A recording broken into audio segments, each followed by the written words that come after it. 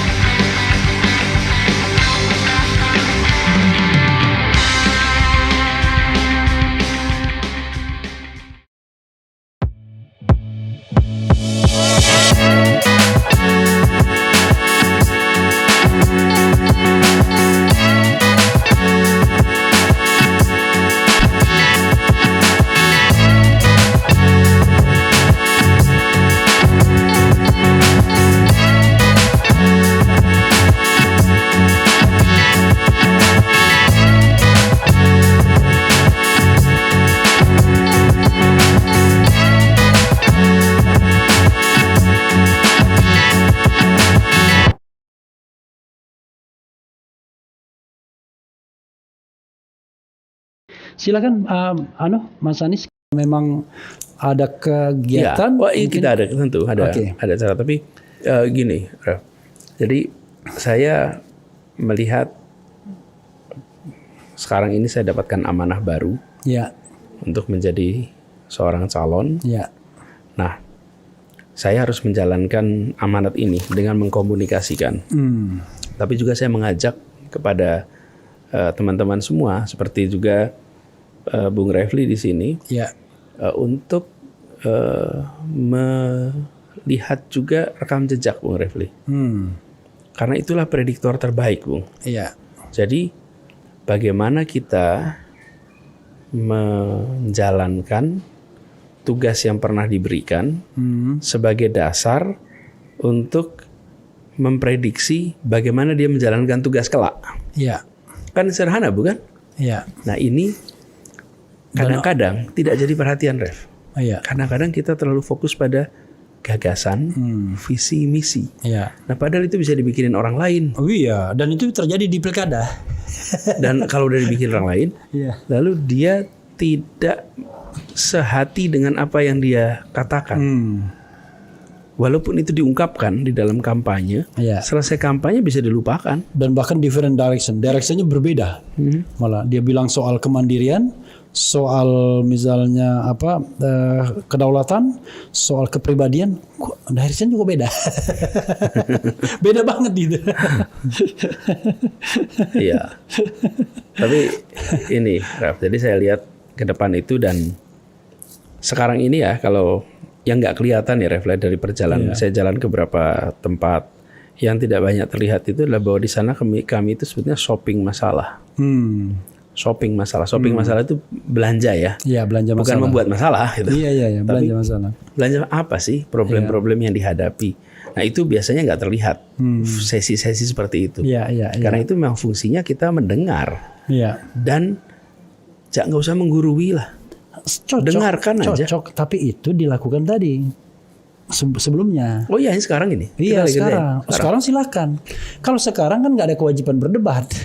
Kalau sekarang, tapi nanti ketika sudah itu sih kita ikut. Jadi nanti Ref bilang aja sama Cuma KPU, biar KPU yang atur supaya lebih memberikan informasi lah pada mereka.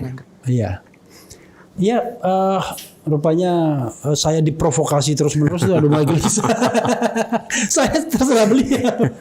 Bro, silakan mungkin closing statement kalau memang mau. Dan closing statement di RH Channel itu bisa 2 jam sendiri. Oh gitu ya. Saya bilang terima kasih. Terima kasih Refli, Bung Refli sudah mencerdaskan kita semua lewat podcast-podcastnya. Ibu saya ini termasuk yang dengerin Refli rutin. Ini di bawah nih, abis ini Refli ketemu ya. Salam ya. Kemudian yang kedua, terima kasih kesempatan untuk tukar pikiran di sini. Dan insya Allah ini bukan yang terakhir.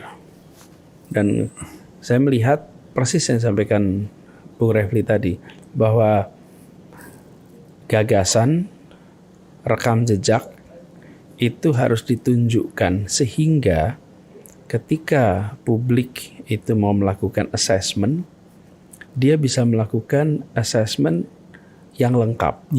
Dan kita tidak bisa melarang alasan orang memilih. Alasan bisa bermacam-macam. Yang penting dari sisi kita yang ditawarkan adalah perencanaan, atau biasa kita sebut dengan misi, kemudian rekam jejak. Saya juga mau sampaikan di sini, saya bedakan antara target dengan misi. Kalau target itu sesuatu yang ingin kita raih, kalau misi itu sesuatu yang ingin kita laksanakan. Jadi kalau Piala Dunia sekarang ini, itu seluruh tim itu berangkat dengan target. Targetnya meraih sesuatu. Ketika itu tercapai, selesai pekerjaan. Begitu menang Piala Dunia, selesai, istirahat sudah, pulang, nggak mau ngapain. Kalau misi tidak. Kalau misi itu justru itu harus dilaksanakan, harus diemban itu. Jadi misi inilah yang kita ingin bawa. Jadi bukan hanya tentang bagaimana kompetisi ini bisa dilaksanakan, dilewati, tapi juga apa yang mau dibawa itu disiapkan dengan baik. Nah, saya terima kasih kesempatan ini. Insya Allah nanti bisa ngobrol lagi di RH Channel. Dan sudah pasti harus, karena pertanyaan ini banyak sekali. Nanti pertanyaan itu akan saya saring, ya kan? Dan kemudian menjadi tanggung jawab saya juga untuk dijawab pada kesempatan lain, kira-kira begitu ya.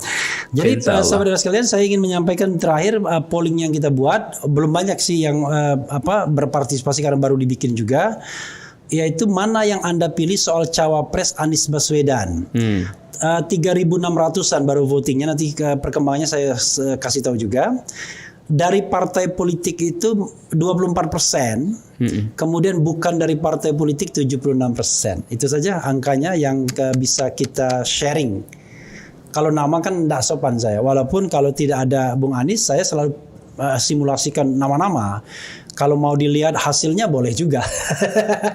karena peserta pollingnya itu bisa sampai puluhan ribu, ada yang 80.000, 50.000, 90.000 gitu-gitu ya.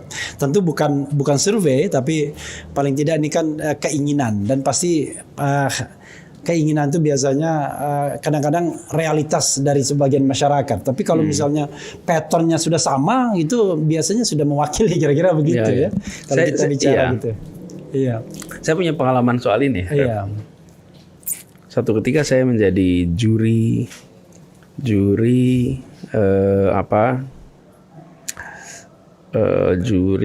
desain. Desain Museum Nasional, Museum Nasional yang sekarang ada itu. Iya. Tapi waktu saya jadi juri ini masih di kampus ya. Iya. Jadi saya belum jadi pejabat negara. Iya. Masih di kampus. Itu 2011 atau 2012. Saya waktu diundang kampus Paramadina. Ya. Waktu saya diundang, saya sempat tanya, ini bener, saya kan bukan orang desain. Ya. Saya bukan orang, ilmu saya bukan arsitektur, bukan interior design, bukan landscape. Iya, ternyata ketika saya datang, yang disebut sebagai jurinya itu banyak sekali dengan variasi yang beda-beda. Ya. Saya kebetulan dari unsur akademisi, tapi beda-beda yang datang itu. Lalu kami diminta milih kalau tidak salah 5 rancangan. 5 rancangan. Itu dijajar, situ ada ruangan besar. Ada banyak tuh, mungkin 40-an finalis lah gitu. Yeah. Nah tiap kita itu milih 5. Milih 5. Jadi 5 kalau nggak salah. Pilih 5 satu-satu. Ketika udah milih 5, ini 9 atau 11 juri itu kumpul, kasihkan 5. Ternyata, believe it or not, ada desain yang semua orang itu pilih. Oke. Nah di situ saya baru tahu. Iya. Jadi ketika dikasih opsi, nah kata mereka nih, teman-teman bilang, Pak, beginilah caranya menilai. Kalau kita believe 1-2 orang, maka kita akan merasa, ya inilah pilihannya. Tapi ketika kita tugaskan 11 orang atau 9 orang, ketika mereka dipilih 5, itu ada 1-2 desain yang semua itu pada milih semua. Belum tentu nomor 1 semua ya.